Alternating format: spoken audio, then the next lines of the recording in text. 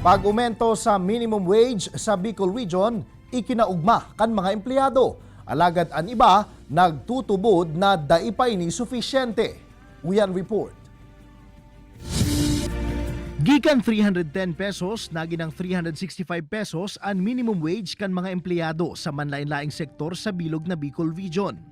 Inibasado sa naging desisyon kan Regional Tripartite Wages and Productivity Board 5 ngunyan sa ng taon. Kung marurumduman, nabanga sa duwang tranche ang pag-umento kan minimum wage sa Bicol. 35 pesos ka nakaaging bulan nin Hunyo ngunya na taon, as hindugang na 20 pesos sa paglaog kan bulan nin Disyembre. Para sa ina na si Mary Jane na 5 ang pigpapaadal na aki, dakulang bagay ang nasambitan ng wage increase. Magmaman po na kadagdag man po sa sahod. Sa pang ano man po sa mga barakalon. Maugmaman ang empleyado kan sarong mall na si Benedict. Linhuli ta madudugangan na subuot ang sa iyang pigsasaray na kwarta o savings. Okay man po sir. Magyan man medyo tama lang ang ang pamasay man ngunya nagdagdag.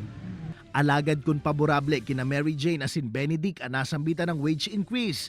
Para man sa ibang empleyado, day pa ini sufisyente. Urog na ta nagmahal naman ang presyo kan mga barakalon. Mas magayon subuot kung gigibuho namang pareho ang Manila rate asin provincial rate. Kung tutusin sir, na din ako dati, 500 kami.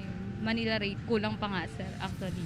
Lalo na pag nagtataas-taas sa mga barakalon ta, di ba? Pamasahe pa sir, ang pagkakan pa sir, ibabawas pa duman sa sa minimum mo. Kulang talaga sir. Lalo pag may pamilya ka.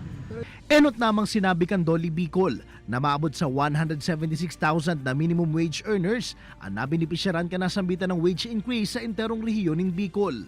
Apwera sa mga empleyado, nag-umento naman ng 1,000 pesos ang sweldo kan mga kasambahay na nagtatrabaho sa mga chartered city as in first class municipality, mantang 1,500 pesos man sa iba pang munisipalidad. Since ito ay pagtaas, ginawa itong 2 tranches para hindi naman masyadong maapektuhan on the part of the management. Kasi kung iisipin po natin, we are still recovering from the effects of the pandemic. Di ba po? 2020, 2021. So 2022 is more on recovery.